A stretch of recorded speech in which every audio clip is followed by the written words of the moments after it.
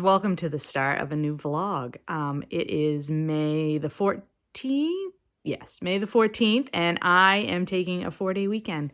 Yes, I am. I'm feeling very mentally burnt out from work, and so I decided to take a couple days of vacation leave and coinciding with the weekend. So give myself 4 days off, and I want to concentrate on reading this 4 days. So I have a stack of books here and I have a plan. Doris and I have come up with a plan, and we are going to do 24 in 4 days. So that's what, 24 and 90 some hours. I can't do math. And it means 6 hours a day of reading. And we hope to hit 1,200 pages read over the course of the 4 days. So I'm going to turn you around so I can talk to you about the books I plan to read. So I have here my little table in my bullet journal for the 4 days, and so I can track my pages read, and these are the pages that I'm starting at. I've already read about 50 minutes this morning, so I read 50 pages in The Salt Path, which is this book that I'm reading with Lindsay, and this is for Springathon. This is my, this fits several prompts. This fits water, animals, because we got a dolphin right here, birds, and also travel. And I am actually reading it for the travel prompt. And then I am also going to be reading Pachinko by Min-Jin Lee, which I'm reading for the Asian Read-a-thon. I am buddy reading this with Britta. I am going to be working on The Story of More by Jahren. This is also for Springathon. And I am going to be reading The Splendid and the Vile by Erik Larson, which is not for any readathons, but I'm buddy reading it with the Doris and Patrice and Karen, the Larson readers. And then I am going to be working on The Mirror in the Light, which I have been working on, it seems like forever. But I have this now. I have this now on audio. So I think when I take a walk later and do some house chores or whatever, I can switch over to audio with The Mirror in the Light. And I have Sean, the book maniac, to thank for that, because he recommended in his, he just did a video with Ange from Beyond the Pages, and he talked in that video about how good the audiobook was for the first 2 books, Wolf Hall and Bring Up the Body. So I thought I would try it in that format. And so then, if that isn't enough, I have over here on my to be read, I have to read 2 more books for the BookTube prize this month. I have A Woman Is No Man and Olive Again to start. And I have How to Catch a Mole for my Springathon TBR, and I have Destiny of the Republic, which is my next presidential biography read, but I don't anticipate starting that one until I finish Splendid in the Vile, because I mean, I don't think I'd like reading 2 historical nonfiction books at the same time. But I probably will start A Woman Is No Man this weekend. So we will see, and I will check in with you as the days progress. These are the flowers that I got for Mother's Day. So this lovely hanging basket I got from my daughter, and these lovely plants that I need to get into the ground when it finally warms up, I got from my son and daughter-in-law. So in Maine, because it's still cold, I have to take them in and out every day. Every evening. I take them out every day that it's nice and warm and sunny, and I bring them back in the evening to rest here in the porch. So here we go. We got to take them outside because it is about 9 o'clock and it's finally nice out. Well, relatively speaking. So that's where that one goes. And I'll bring the others out.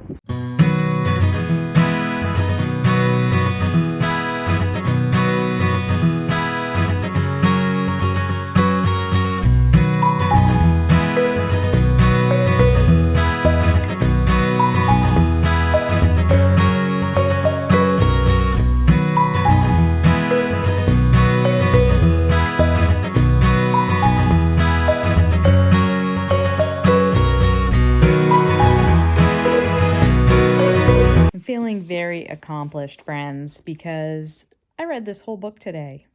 I can't talk about it because it's for the BookTube prize. But you should be proud of me for reading a whole book in one day. And it's only 3 o'clock.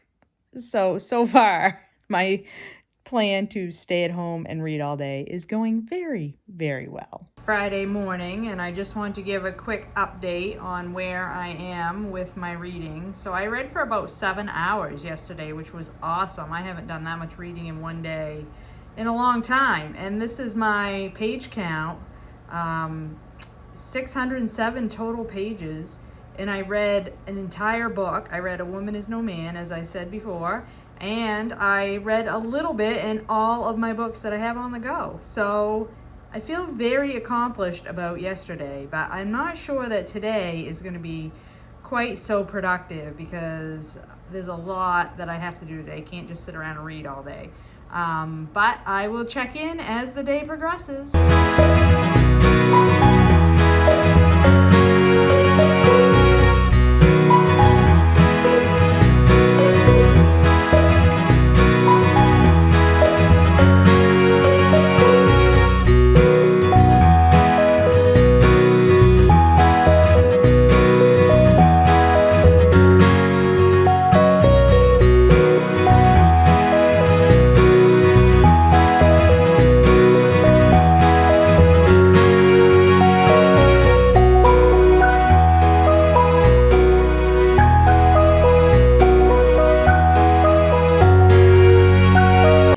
It's the end of the day on Friday, and I didn't do so well on the reading today. I only read about 135 pages, something like that, today. But it was a busier day. I had a few things. You saw that I went out to eat for lunch at our favorite Mexican takeout. And we've moved up to camp for the weekend, so we've been doing some chores around here, working on our screen house, which hopefully I'll be able to show you tomorrow. But I did want to mention that I've been loving this book for Springathon. This is The Story of More by Hope Jahren. You guys know how much I love Hope Jahren. This is basically a primer of climate change and where we are with it and where do we go from here. And she just writes with such humor and straightforwardness, really can distill a lot of very complex information in a very open and accessible way for the general reader, plus with a lot of humor, which makes it funny. She uses a lot of personal anecdotes to illustrate her points, which is awesome. You can see that I've been tabbing this because I'm buddy reading it with Doris, and we've been having some great conversations about the stuff in this book. But just basically the voice in this book is excellent. Hope Jahren is such a great writer. And she actually put this book together with material that she had assembled for a class that she teaches, like a basic climate change class that she teaches. And so all the information that she's gathered for the purpose of that class, she's put together in this book, and it just makes me want to have her as a professor. I think she must be an amazing, amazing teacher, because she certainly is an amazing writer, and I'm just loving it. So I am quite far into this book. Probably will be finishing this up this weekend. I can't imagine that I won't, because I love it so much. And I hope that everybody watching this video will go out and purchase this book and read it, because it is really, really excellent science writing.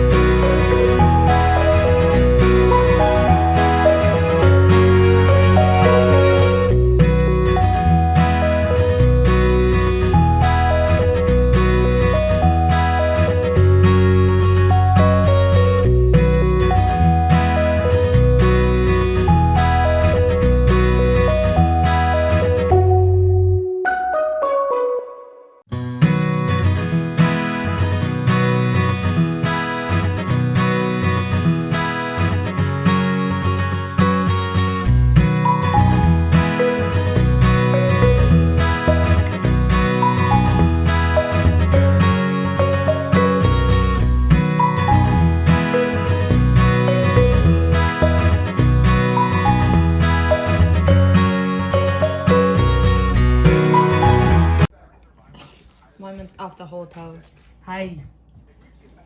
Hi, here's your boy. Hello. Yes, you're so handsome. Yes, you are. So I thought I better check in. It's Sunday morning, day 4 of my little impromptu read-a-thon here, and I have done really well so far this weekend. I have finished The Story of More by Jahren. This is nonfiction. I was reading it for Springathon. I buddy read it with Doris, and it is excellent. Jahren does not disappoint in the second book of hers. This is all about climate change, how we got there and where do we go.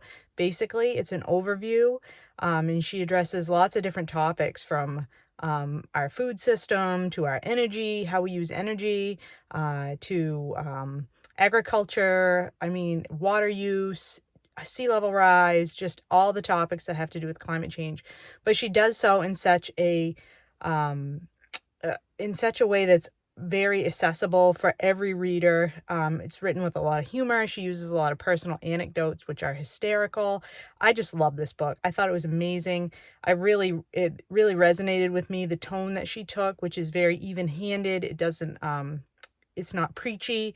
It's very realistic and written for, sort of an everyday person's point of view, and how climate change impacts you personally, but also what you can do about it. And I just loved it. And I think that Jahren is awesome. I would love for her to be my professor, and I really hope she writes another book. So this one was a huge success for Springathon.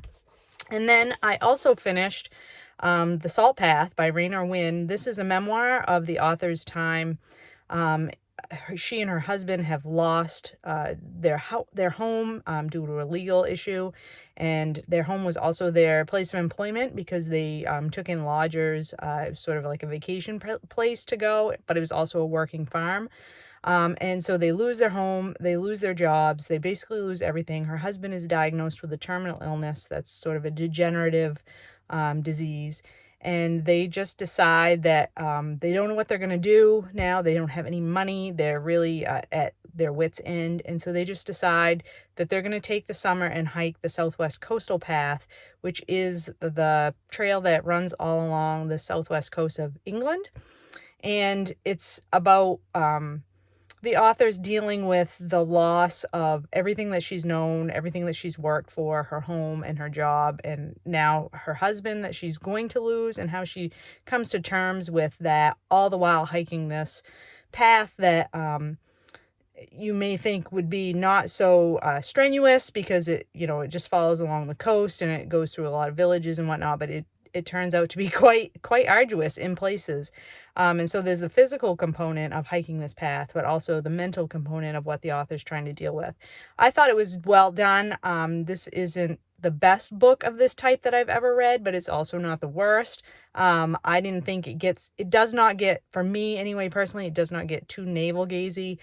The author has a very light touch when it comes to the mental turmoil that she's in, or the emotional turmoil that she's in. I thought the descriptions of the landscape that she and her husband are passing through are quite well done. I really enjoyed that aspect of it. One thing that this book does touch on quite a lot is homelessness, and specifically homelessness in this part of England, and how it is and is not addressed within sort of the structures and the strictures of the communities that are along the coast, which are very much devoted to tourism and catering to people who come to visit this area. And that was very interesting to me, because as an American, I don't know anything about how the homelessness issue is dealt with in the UK. So I really got a lot out of that aspect of this book too. So for me, this book was a good read, not a great read, but I did very much enjoy buddy reading this with Lindsay. As always, my buddy read just brings more to the experience of reading a book for me every time. So those 2 books I've finished, and I am going to keep reading today, along with doing some tasks here at camp that we're doing to get ready for summer. And I will check in with you later.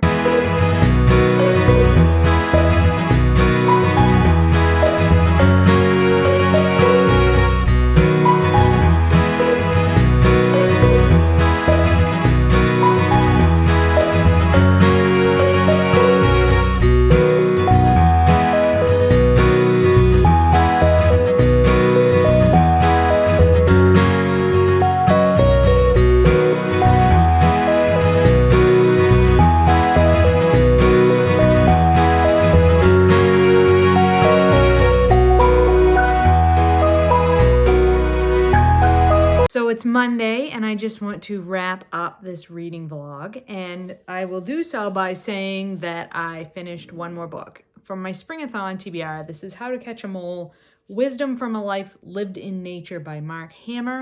And sadly, I did not enjoy this book very much. I really was looking forward to this book. I love, as you know, sort of memoirs about people who work in nature or are scientists or somehow or other are like deeply involved in nature in their day-to-day lives. But for whatever reason, well, no, not for whatever reason, for a specific reason, this book did not really do it for me, I guess. This is about a man who has spent his entire basically adult life as a mole catcher in England. And so he's at the end of his career, he's got some health issues, and he's sort of looking at retirement and thinking about the next stage of his life and if he's ready to give up. Isn't this cover is just awesome though, sorry. Distracted by the flashing gold of the cover here. So he's ruminating on what the next steps of his life are gonna be. And that all sounds lovely, but the writing here is just kind of very disjointed. It doesn't flow very well for me. It's very sort of not, it doesn't get, it sort of goes between being really specific about moles and about the natural history of moles and their life cycle and, you know, different aspects of how they live. And that part was all right, but then it sort of mixed in amongst that is his philosophical meanderings about you know, whether or not it's appropriate to kill animals, whether or not, you know, he's flashing back into earlier stages of his life where he was homeless and just walked around, which very much reminded me of the Salt Path, but not, you know, so we're kind of going over some of the same ground that was explored in the Salt Path, but just in flashbacks as he thinks about his whole life. There's these poems that he evidently has written that come at the end of some of the chapters. The poems did nothing for me. I did like the artwork. There were a lot of these sort of almost, what is that technique? Where you have a stamp of some kind and you make these images from that. I really liked the illustrations in this book. Let's see if I can find another one. That one I think was like the highlight of this book for me. And it was really too bad that it wasn't more to my taste. I mean, I think this book probably would be very much up some people's alleys, but I just did not find it. I did not find it hung together well enough for me. I didn't like the tone. I didn't like the writing style. And it's only like, I think it's 205 pages or something like that long. So I was glad it wasn't any longer because I probably would have DNF'd it, to be honest, if it had been any longer. So that's a sad way to end my vlog, I know, but I am very pleased at the results of my weekend of reading. So I read for 4 days. If you remember, this was my 4-day read-a-thon, and I focused on my Springathon books, but I also got a BookTube prize book in there. So I completed 4 books, 2 of which I had been reading before the 4-day weekend started, and 2 of which I read in their entirety. I read A Woman Is No Man on Thursday completely, and I read How to Catch a Mole yesterday. So that was 2 books read there from start to finish. And then I also finished The Story of More and The Salt Path, both of which were also on my Springathon TBR. So that means I'm in progress on only one other book that was on my TBR for Springathon, and that is The Genius of Birds. So yay me, I'm very pleased with my progress on that one. And then, so for the total number of hours and pages for the weekend, I read for 17 and a half hours total, which I didn't meet my 24, but still, that was really good. And I read 1,236 pages. So I think that was a spectacular finish to the weekend. I think it met my expectations and I got a lot of reading done, which is all I wanted to get out of this weekend. I want to thank Doris for playing along with me for a 4-day read-a-thon weekend. It was super fun. And I am so pleased that with the results of my Springathon reading. And I just want to thank Natalie and Emma for hosting the Springathon Read-a-thon, because it's been fantastic for me. I hope everyone is doing super well, and I will talk to you later.